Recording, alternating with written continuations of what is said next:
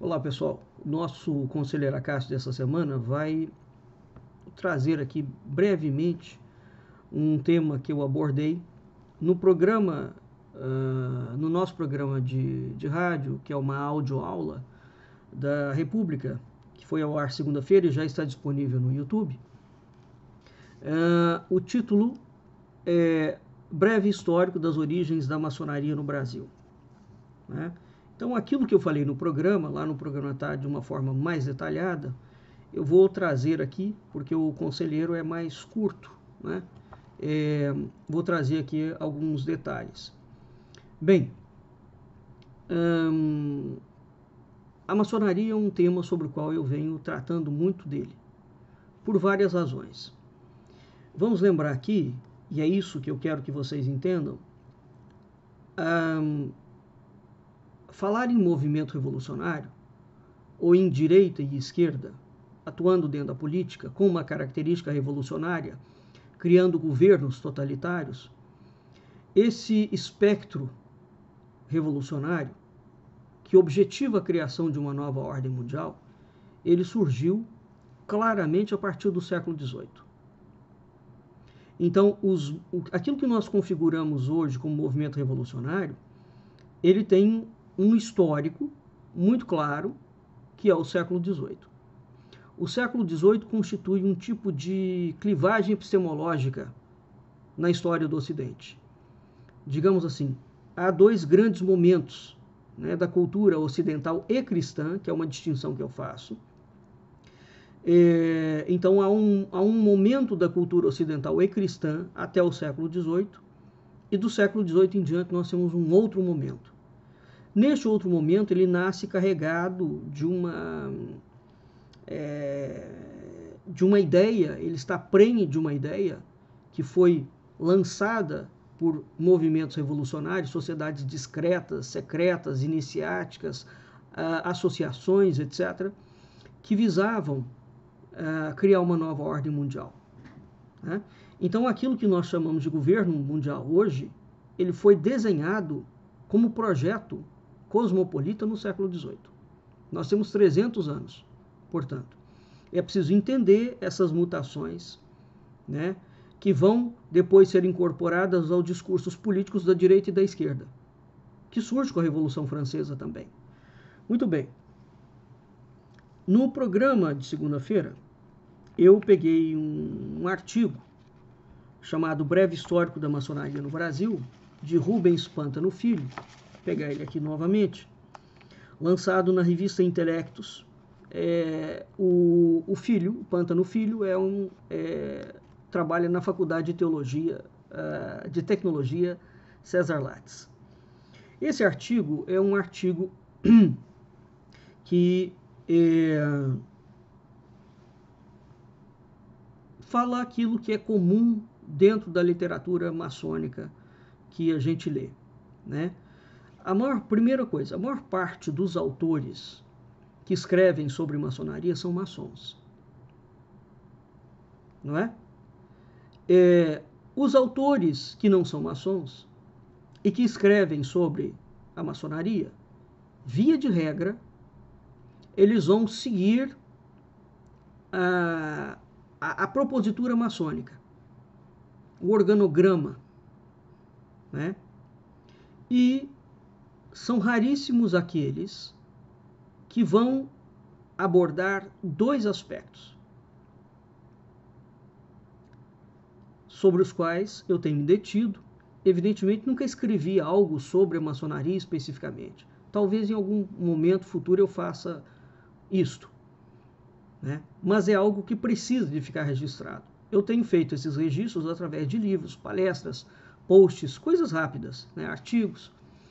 Mas, enfim, então a maior parte dos autores, tanto maçons quanto não maçons, então quem escreve sobre maçonaria?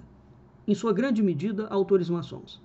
Portanto, aquilo já sai com um rótulo de origem, né? Ele sai comprometido com o discurso da maçonaria e ele repete aquele discurso. Os autores que não são maçons, raramente vão contra essa linha. A França, por exemplo, tem produzido a rodo artigos de maçonaria, artigos recentes, elaborados dentro das universidades. Isso tem um peso muito interessante, porque ele nasce chancelado com o peso da academia, né? Portanto, ele se torna, digamos, autoridade, embora não exista autoridade dentro da ciência, né? Toda autoridade, ela vigora até o momento que aquela teoria não seja destronada. Bem, então nós temos a maior parte dos autores não maçons falando sobre a maçonaria, ou repetindo quase que sempre aquilo que os autores maçons falam. O que eles não falam? Via de regra. A maçonaria, quando surgiu, uma grande inovação dos movimentos do século XVIII, eu já falei muito sobre isso, é que eles surgem com um léxico próprio, ou seja, eles têm uma linguagem, uma terminologia específica. A esquerda tem e a direita tem. Tá? Mas a esquerda e a direita criaram essa linguagem universal, cosmopolita, muito tempo depois. Então, os movimentos revolucionários que são lançados no século XVIII nascem claramente com palavras e termos específicos que podem ser entendidos em qualquer lugar do mundo. Esse é o primeiro ponto. O segundo ponto, eles nascem carregados, trazendo uma simbologia eclética, pescada de várias religiões do mundo, que pode ser entendida em qualquer lugar do mundo. Se a gente parar para pensar, somente isso que eu estou trazendo para vocês, isso é de um ineditismo e de um vanguardismo teórico-conceitual profundo. Hoje nós temos uma língua universal de uso diplomático e político, que é o inglês, por exemplo. Não é? Mas naquela altura, no século XVIII, em 1717, que é quando a maçonaria é lançada, nós não temos uma língua universal. Portanto, nós não temos termos universais que eram reconhecidos, igualmente aceitos, na França, na Alemanha, na Inglaterra, em Portugal, no Brasil, na Rússia, na China, em Macau, na África do Sul, na Guiné-Bissau. Não existia isso. Então veja a importância da maçonaria. Ela cria uma linguagem e ela cria um símbolo atrelado a essa linguagem. Símbolo esse que ela tirou de várias culturas e várias tradições, com uma finalidade bastante específica. Então este autor aqui, o Pantano Filho, é um artigo comum, mas é um artigo que vai falar do histórico da maçonaria no Brasil, repetindo aquilo. Mas eu vou pegar aqui o senso comum, mas eu vou pegar aqui alguns pontos que eu me detive no programa e vou trazê-lo para você mais uma vez. Veja, a maior parte, portanto, desses autores, maçons e não maçons, eles não falam do léxico maçônico. Eu já falei muito do léxico da KGB, de um dicionário de termos comunistas. Nunca vi ninguém no Brasil falar disso. E mostrei, inclusive, o léxico. Eu tenho. É um dicionário mesmo, de termos da esquerda, do marxismo, do comunismo. Existe um léxico da direita, da falsa direita, da direita e da esquerda totalitária. E existe um léxico dos movimentos revolucionários. Aliás, há inúmeros dicionários maçônicos. Inúmeros. Assim como você tem dicionário da língua portuguesa. O leigo acha que aquilo é comum. Não, não é comum. Todo dicionário ele visa fazer uma etimologia da palavra. Então, quando eles lançam dicionários maçônicos, eles estão lançando significados novos àquelas palavras. Então, aquilo que você chama de caridade, o maçom, quando ele fala caridade, ele não está falando da mesma caridade cristã que você. Aquilo que você chama de liberdade, num sentido de direito legal, não é a mesma liberdade que ele fala. Tá certo? Bem, então, os autores não falam 5 coisas absolutamente importantes no que diz respeito à maçonaria. As 2 primeiras não falam do léxico e não falam do símbolo de apropriação cultural e de forja de manipulação simbólica.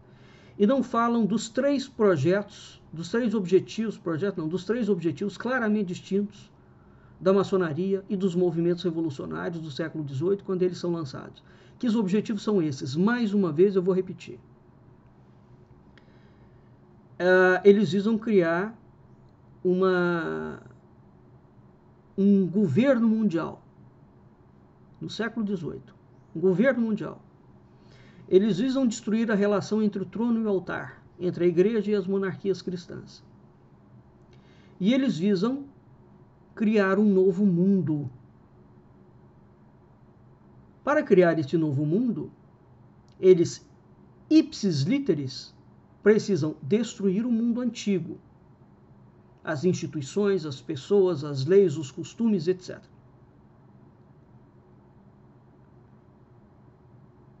Então, esses 5 pontos, que são basilares, e que eu nunca vi, eu desconheço um autor que fale sobre eles.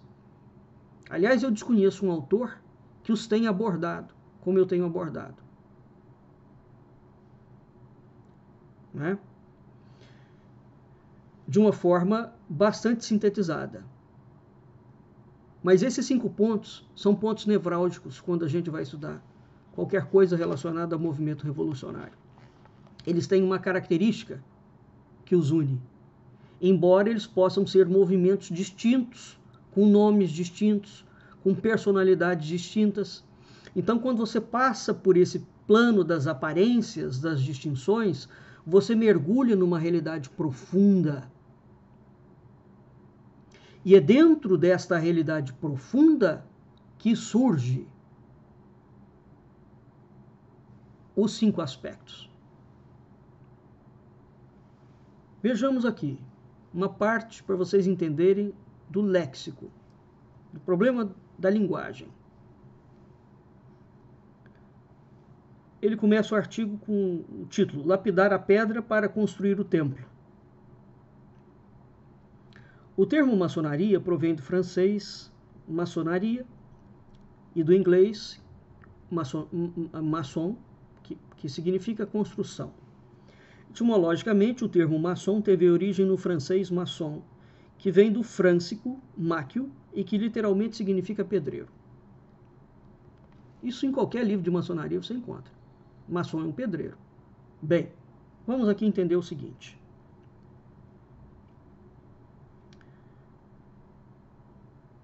A Igreja Católica Apostólica Romana nasce de uma pedra. Cristo é a pedra do reino, e depois Pedro, a pedra, vem a ser, digamos, a origem de onde desponta a eclésia. Então, esta pedra aqui, o maçom, a partir do momento que ele diz que ele é pedreiro,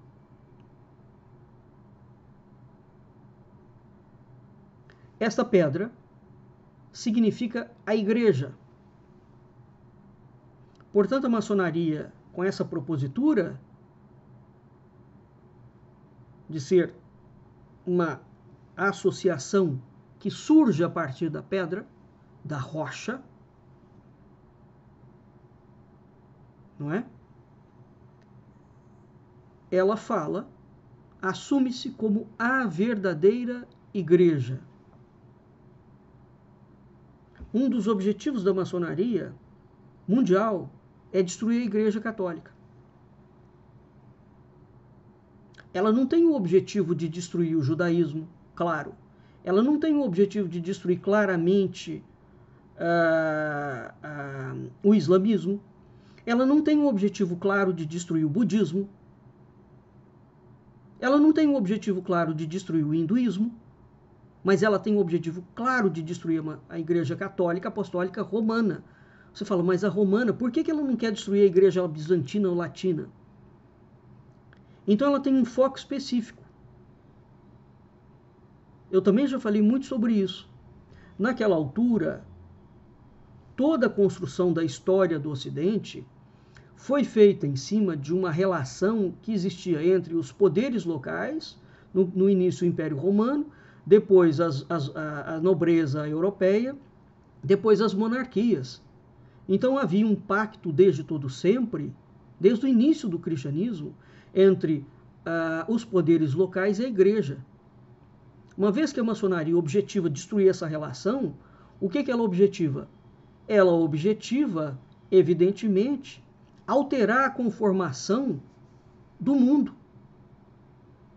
É preciso entender o que está por trás do projeto. E evidentemente que o hinduísmo não era a estrutura que sustentava política, econômica, socialmente, culturalmente, o Ocidente naquela altura. Nem tampouco era o judaísmo, nem tampouco era o islamismo. Não que a maçonaria não vai investir contra essas religiões. Ela vai investir. Mas a investidura dela contra o cristianismo tem um objetivo muito claro, né? Então, para você implementar um projeto de um governo mundial, você tem que destruir a estrutura vigente. E qual era a estrutura vigente? Política, econômica, social, cultural, etc. Era essa relação entre o trono e o altar. Então, com o início aqui, eles se assumem como pedreiros, construtores. Se você vai construir em cima do quê? A partir de qual material? Então, eles vão dizer que essa construção é a partir do pedreiro. Você fala, mas o pedreiro como uma pessoa comum? Não. Que pedreiro é esse? Ah, está relacionado às catedrais góticas? Não, também não. É o pedreiro de Pedro, a pedra. Em tempos atuais, pode-se definir maçonaria como sendo uma associação universal de homens livres e de bons costumes, que trabalham para o aperfeiçoamento da sociedade humana e que tem como paradigma os princípios da liberdade, igualdade e fraternidade. Vamos entender o léxico. Pode-se definir a maçonaria como sendo uma associação universal de homens livres e de bons costumes. Muito bem. O que significa isso, trocando em miúdos? Se ela é uma associação de homens livres e de bons costumes, de saída, todos os homens que não pertencem à maçonaria são escravos e são pervertidos. E ela fala isso claramente nos seus documentos. Quem não é maçom é imoral, é corrupto. E esse imoral e corrupto social, ele tem que sofrer um processo de adestramento. Ele tem que ser iniciado dentro da maçonaria para que ele deixe de ser uma pessoa impura e passe a ser um puro. Então, de saída, todo maçom, ele assume-se como alguém moralmente superior a todo homem que não é maçom, a toda mulher que não é maçom. É isso que está escrito aqui, quando ela se coloca, esse é o léxico, esta é a mensagem. Nós somos uma sociedade de homens puros, perfeitos, ilibados e éticos e morais. E estamos livres, não somos escravos de Deus nenhum, de moral nenhuma, de cultura nenhuma. Então, nesta propositura aqui, nós vemos um ataque frontal a todas as culturas do mundo.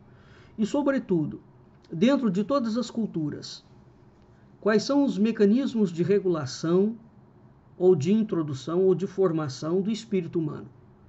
Ele tem uma base religiosa.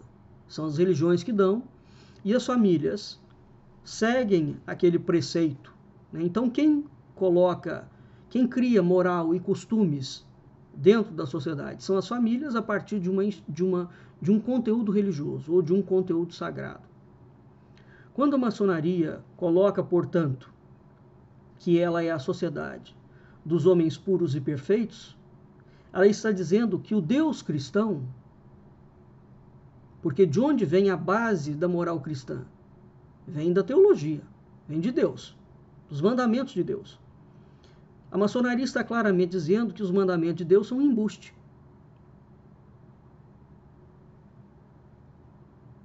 E que ela, através da iniciação que ela cria, é que vai produzir homens formatados socialmente. Então ela passa por cima da religião e ela passa por cima da família. A maçonaria passa a ser a grande família universal. que vai modelar e formar todos os homens. Um dos trabalhos da maçonaria é atacar diretamente as famílias. Eu já falei sobre isso várias vezes e eu repito sobre aquela obra, né, que inclusive já fiz vários programas sobre ela, do documento de alta venda, para a gente entender a gravidade do ataque. Então, coisas que nós atribuímos somente à esquerda, não. A esquerda vai, muito tempo depois, a esquerda totalitária e a direita totalitária, repetir o germe, a origem, a semente que já foi lançada pela maçonaria. Ela simplesmente empacota aquilo e coloca dentro da política. Mas quem fez o lançamento foi a maçonaria e os movimentos revolucionários gerais do século XVIII. Esses homens livres e de bons costumes, para finalizar, trabalham para o aperfeiçoamento da sociedade humana. O que é isso, trocando em miúdos? Darwinismo social, que é uma teoria que vai surgir tempos depois também. Então a maçonaria fala que todo o mundo que existe tem um problema de origem, ele é imoral e corrupto, e que ela é a sociedade perfeita e pura, que veio para expurgar a sociedade ocidental da sua própria corrupção e impureza, e só ela tem o direito de fazer isso e o poder, por origem, de fazer isso. Então, quando ela traz esses homens para serem iniciados dentro dos seus templos, que não é uma igreja, é um templo, esses homens saem depois, quando eles vão a campo, quando eles vão atuar na sociedade, eles têm o objetivo de aperfeiçoar a sociedade. Entendeu? Então, ela está dizendo claramente que o processo de iniciação interna tem uma finalidade social, que é mudar o mundo, fazer darwinismo social. Repito, aquilo que a esquerda vai tratar como projeto de manipulação cultural, de domínio cultural, e a falsa direita também, a esquerda e a direita totalitária, de você manipular a cultura, a política e a religião para criar um governo mundial, esse era o projeto da maçonaria. Veja bem, essas coisas estão escritas em qualquer livro maçônico. O problema é que as pessoas não entendem o léxico, aquilo que está escrito. Então, esses indivíduos têm, para finalizar e para a gente terminar, eles trabalham, esses homens livres, que têm o objetivo de sair na sociedade para mudá-la, porque a sociedade também tem um problema, ela é corrupta, então ela tem que ser adestrada consoante a ordenação maçônica, os princípios maçônicos, e eles têm como paradigma os princípios da liberdade, igualdade e fraternidade. A liberdade aqui não é a liberdade de todo homem que ele tem como alma autônoma diante de Deus. A igualdade também não é o que você pensa que é. E a fraternidade maçônica é a fraternidade interpares. Ela não é a caridade cristã. Então, qualquer artigo, qualquer livro, aqui eu dei um pequeno exemplo de um parágrafo que vocês pegarem relativo aos estudos da maçonaria, eles têm todo esse histórico. Se a pessoa não tem o conhecimento exato, correto, do léxico, do símbolo e dos 3 objetivos principais da maçonaria, ela não vai entender nada disso. Ela pode continuar repetindo a exaustão o que todo mundo fala. E mais, ela não faz a conexão da maçonaria com o século XVIII e a emergência de todos os movimentos revolucionários. Nós vamos ficando por aqui e eu convido a todos vocês para, aqui dentro do canal, procurarem a audioaula do programa A República, chamada Breve Histórico das Origens da Maçonaria no Brasil. Tá bem? Lá vocês terão esses assuntos aqui, que eu faço essa parte, e a continuação de mais um pequeno trecho desse artigo aqui. E sobre a maçonaria, este canal aqui do IMUB tem feito eu tenho feito muitas audioaulas sobre essa temática, exatamente porque ela está conectada, ela é um momento importantíssimo dentro da história do Ocidente. Importantíssimo. Não entender esse movimento que aconteceu em escala internacional no século XVIII é não entender a grande ruptura sistêmica que se dá dentro da história ocidental, e a gente sequer consegue entender o que vem a ser uma nova ordem mundial. Tá bem? Vamos ficando por aqui e até a próxima aula.